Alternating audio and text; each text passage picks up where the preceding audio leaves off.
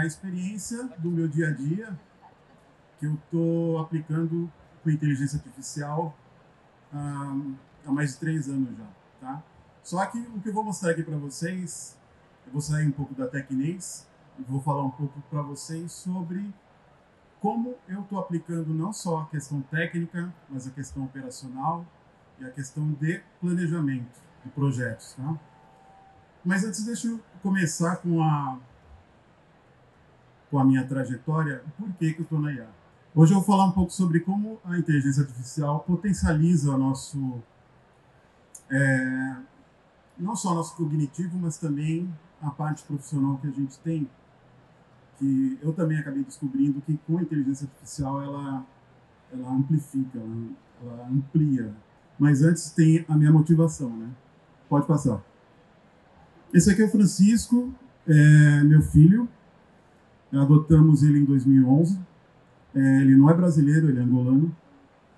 E com 3 meses a gente começou a descobrir que ele tinha algum diferencial. Porque eu não encaro qualquer tipo de problema ou deficiência como um problema, entendeu? Eu encaro como um desafio. E ele, quando ele chegou para a gente, com 3 meses descobrimos que ele era autista. Por conta disso, eu comecei a estudar muito sobre a cognição do autismo. Então, junto com especialistas, neurocientistas e psicólogos, eu comecei a fazer meio que um tour e uma viagem em cima desse tema. Porque eu queria entender a cabeça dele para poder ajudar. Mas, com o passar do tempo, percebi que isso só não era suficiente. E com o advento da inteligência artificial, acabei percebendo que poderia não só ajudar ele, mas também poder trabalhar com a inteligência artificial na questão cognitiva. Pode avançar. Foi aí que eu comecei a montar uma tese que chama-se Cognição Vetorial, onde eu faço a união do pensamento do ser humano com base no autismo, junto com o banco vetorial. Então, eu comecei a imaginar, bom, eu sou um cara que gosto sempre de humanizar as coisas, né? Eu tenho esse viés. E por conta disso, eu falei, caramba, mas a tecnologia é tão fria, às vezes tão muito metódica, muito exata, como transformar ela em uma coisa mais humana, né? Foi aí que eu comecei a trabalhar com a cognição vetorial para atendimento de mercados de SDR, né? E também para suporte para crianças com autismo. Eu montei um botzinho e hoje o Francisco ele trabalha com uma TO com inteligência artificial. E eu vou mostrar para vocês o que aconteceu depois disso. Aqui no ano passado, a gente conseguiu trabalhar junto com a AI Brasil. Eu faço parte da equipe técnica, onde a gente participou do Hackathon, e foi daí que começou o projeto, que iniciou com essa grande equipe, com a mentoria do nosso amigo João, não sei se vocês conhecem, e João Moura. Ele só é o dono da CruAI e está dominando o mercado em termos de agentes para corporativo, né? CruAI é quem é CruAI? CruAI... Conta um pouquinho do tamanho do que esse brasileiro está fazendo lá no Vale do Silício. Desculpa interromper, mas é importante. Não, assim, eu não tenho nem mensuração do que ele está fazendo, mas ele tá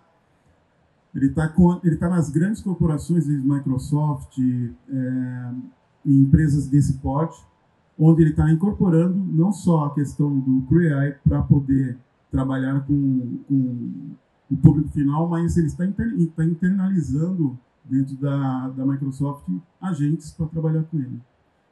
Já está passando de $1 bilhão o valor previsto para a CruAI, uma empresa de um brasileiro que estava ali com a gente, super simples, acessível, né? Conhecido hoje por todas as Big Techs no mundo inteiro. E esse aí foi o nosso mentor. Aí foi daí que surgiu o e-autismo. que é uma plataforma onde eu estou trabalhando ainda, né, na questão de processo de startup, para atendimento não só de crianças e pais com espectro autista, mas o grande objetivo é atender o público carente na ponta. Porque uma coisa que a gente tem hoje é assim, a disponibilidade para esse tipo de espectro, ele é muito caro. Graças a Deus, hoje eu tenho condições de estar tratando o Francisco de várias formas, né? Até tratamento com golfinho eu já fiz com ele. Mas, assim, nem todo mundo tem recurso. E a proposta é que, através do WhatsApp, a pessoa ela vai ter o primeiro suporte, que às vezes a criança ela tem ataques, ela tem alguma disfunção e o pai fica perdido. E a primeira ideia seria dar esse primeiro auxílio aos pais para que eles pudessem depois levar para um especialista. E vídeo, essa é a próxima? Não. Essa é a próxima? Né? Não, tinha antes. Aí o que acontece? Depois... pode passar, Caramancho. Bom, aqui eu divulgo, a minha seara é divulgar em programas de TV, não só a nível nacional, mas também internacional, sobre a proposta do projeto. Pode passar. E aqui é onde eu já consegui startar ela, não só no Sebrae, mas também hoje na Lovolo Party, porque eu estou participando de um projeto meio que um hackathon lá, e se eu conseguir, a gente vai emplacar para poder rodar isso aí. Pode passar. Fala um pouco de mim. Pode passar. Eu hoje sou um cara... Há um tempo atrás eu nem sabia o que eu era, de tanta coisa que eu faço. Mas eu descobri que eu estou nessa área de tecnologia desde a década de 80. Quem aqui se lembra da Prológica? Quem é dessa época? É uma cabelinho branco. O que é Prológica? O que é a Prológica? Foi a primeira empresa de tecnologia, de informática, uma das, né? Depois veio a Scopus e Digilab e por aí. E desde essa época para cá, eu sempre fui um curioso e sempre fui desenvolvendo meu lado técnico, mas meu lado pessoal e o corporativo de empresário, né? E aqui tem um pouco do meu soft skill. Na realidade, sou um tech lead, né? Eu coordeno equipes de tecnologia com o meu foco mindset em growth, em crescimento das empresas. Pode avançar. Aqui são outras trilhas que eu percorro, que é a questão da mentoria que eu faço na Bristol Myers Squibb. Eu faço a introdução e mentoria de empresários negros dentro da empresa de biomedicina. Sócio fundador da Anamid. E aqui é um projeto que eu estou me dedicando até hoje, que é o e-autismo. Aqui na minha empresa eu coordeno algumas marcas, na realidade são marcas que eu promovo não só a questão de marketing digital, mas a questão de inteligência artificial também, hoje, né? Pode avançar, cara. E aqui é um projeto novo que eu estou gostando bastante, que é educar engenheiros para usarem a inteligência artificial dentro da engenharia. Então, é um projeto que eu estou passando há um tempo e é isso. Bom, vamos entrar aqui, que aqui é um pensamento que o pessoal tem sempre de IA veio para tirar o emprego de todo mundo. No começo eu também pensava até usar ela todos os dias, né? Então eu percebi que a inteligência artificial só vai tirar emprego de quem realmente não está usando ela. Quem aqui já usa no dia a dia, todos os dias? Aê! Vou até aproveitar uma aqui, boa parte. Aproveitar a sua chamada aí. Quem não está dentro de nenhum dos grupos das verticais da AI Brasil, acessem ao sair daqui. Tem o QR Code, mas é difícil todo mundo ler. aibrasil.ai. Eles vão acessar aibrasil.ai, aibrasil.ai, e lá tem o Junte-se a Nós. São grupos de todas as verticais, jurídico, marketing, vendas, educação, etc, etc. Então, façam parte. Boa, avancei. Só que para isso você tem que ter... para você começar a mexer com a inteligência artificial, você tem que ter despertar. Pode passar, Caramacho. A transformação, ela começa em você entender como você é. Começa por aí. Trabalhar com IA, você tem que entender quem você é, realmente. E com isso, pode passar. Eu comecei a estudar o Ikigai.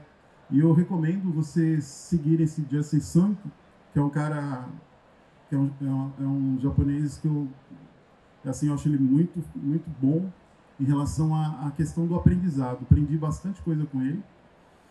E ele fala um pouco do Ikigai, que é o quê? Você entender realmente qual que é o teu propósito.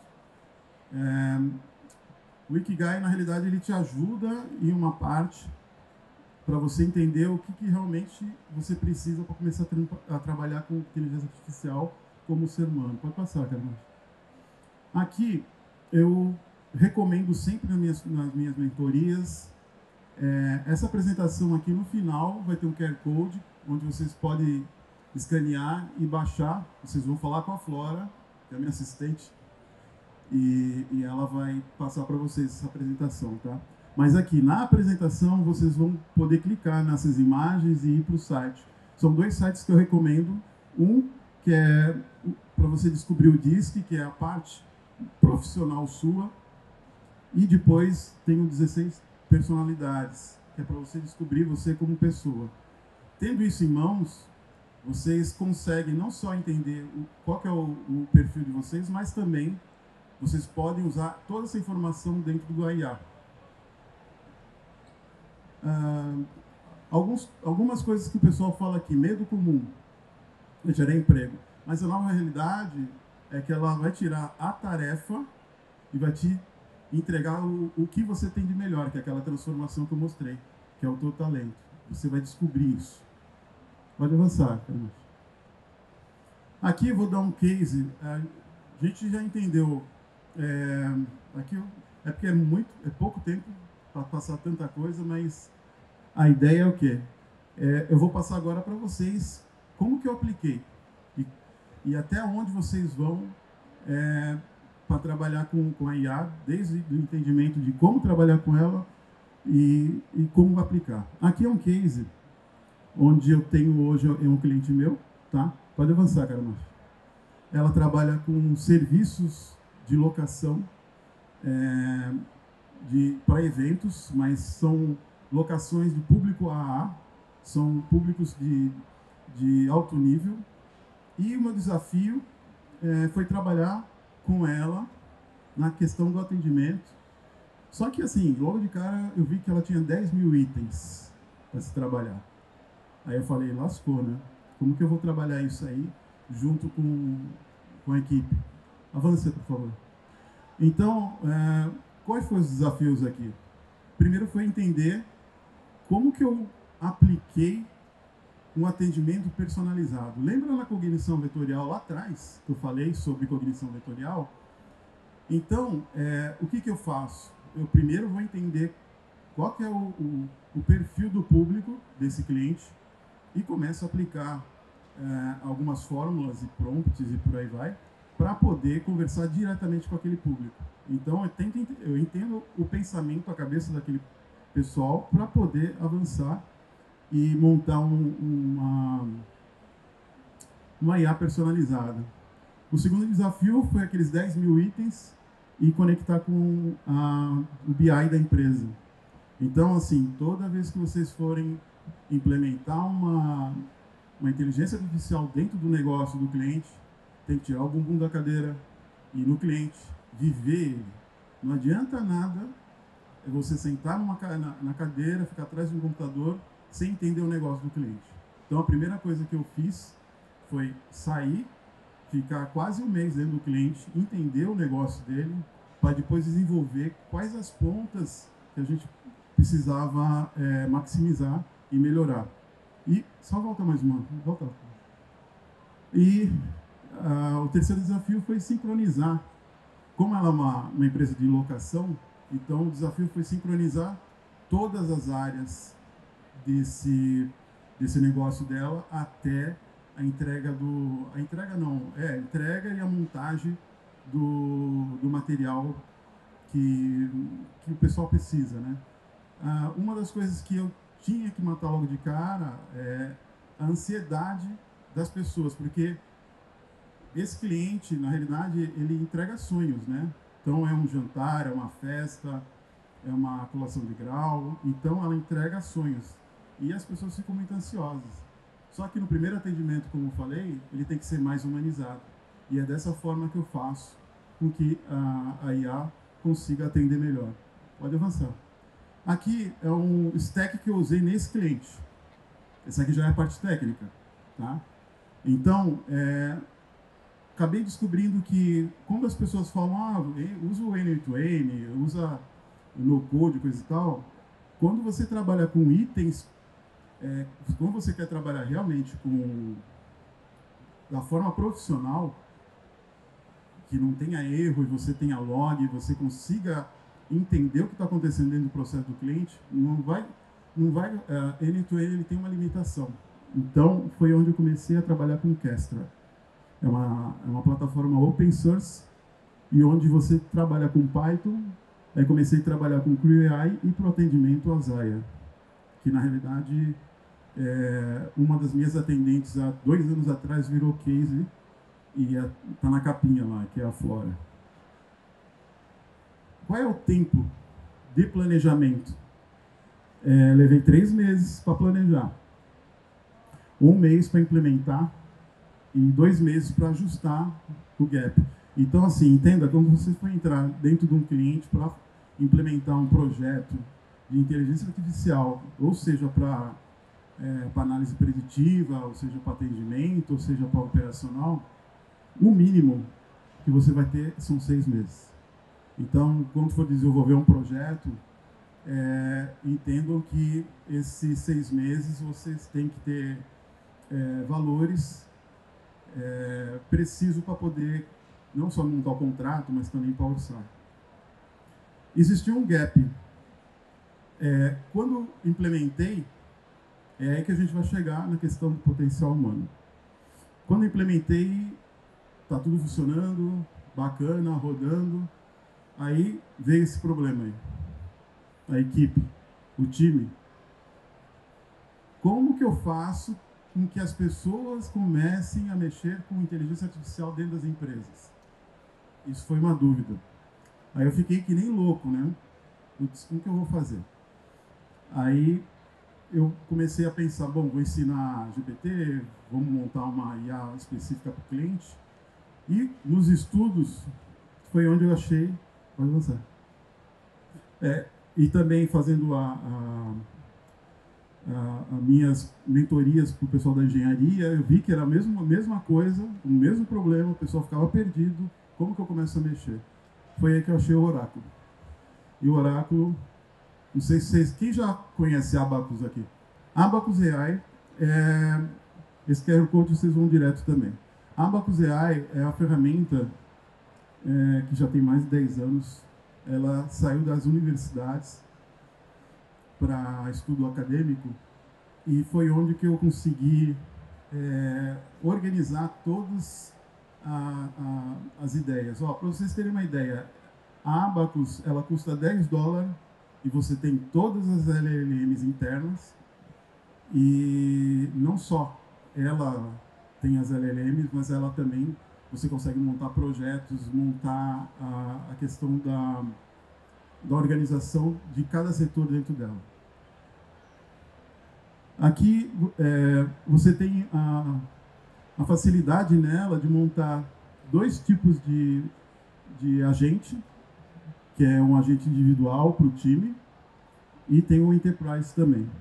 Então, vocês conseguem montar agente dentro dessa plataforma. Tá? É a questão do... Aqui não dá para ver aqui. O legal dela é que você consegue conectar também bancos de dados, bases de dados, que que você precisa. Desde um SQL até um Google Drive, você consegue conectar através de bancos de dados e fazer com que todas as interligações do teu projeto falem com cada célula dessa. Pode avançar, Carmen. Essa é a carinha interna dela. É como se fosse o GPT da vida. Lá em cima você vai ter o router LLM, ele faz a escolha do tipo de LLM que você vai trabalhar quando ele está nesse módulo. E ali, quando você clica, você consegue listar todas as LLMs dentro dessa ferramenta. Pode avançar, Carmen. Aqui é o exemplo do que eu comecei com o projeto dentro da Filipa, que é o cliente. Então, como que a gente trabalha dentro do Abacus? A gente trabalha por processo, por projetos, né? Então, abre-se um projeto e dentro desse projeto você trabalha não só a questão de material, mas também toda a questão de planejamento, imagem, todas essas abas que tem aqui embaixo são as ferramentas que você consegue desenvolver dentro dessa plataforma. Descobrir essa plataforma para poder desenvolver a equipe. Imagine como se fosse a transição das pessoas que trabalhavam com escrita manual ou a parte de contabilidade, né, ou planilha, sem existir o Office. É o que está acontecendo hoje, gente. Então, a forma que eu descobri para treinar as pessoas dentro desse cliente foi dentro dessa plataforma. E a conclusão é que, sim, eu acredito que para vocês trabalharem com as pessoas internas nas empresas, vocês precisam entender se a pessoa realmente está a fim de aprender, entendeu? Porque vai existir aquele momento que a pessoa vai falar, mas isso aqui não é para mim, eu estou velho, não é para mim, e vai desistir. Então, vocês vão ter esse desafio, quem tem empresa aqui vai ter esse desafio de reciclar, ressignificar, mas também tem que dar oportunidade para a pessoa tentar, né? E ferramentas como o Abaco que eu mostrei, ele tem esse poder aí. Bom, esse aí é o QR Code da apresentação, se vocês quiserem. Corrido, meu amigo. E obrigado, hein, pessoal. Aplausos para Tibirissá.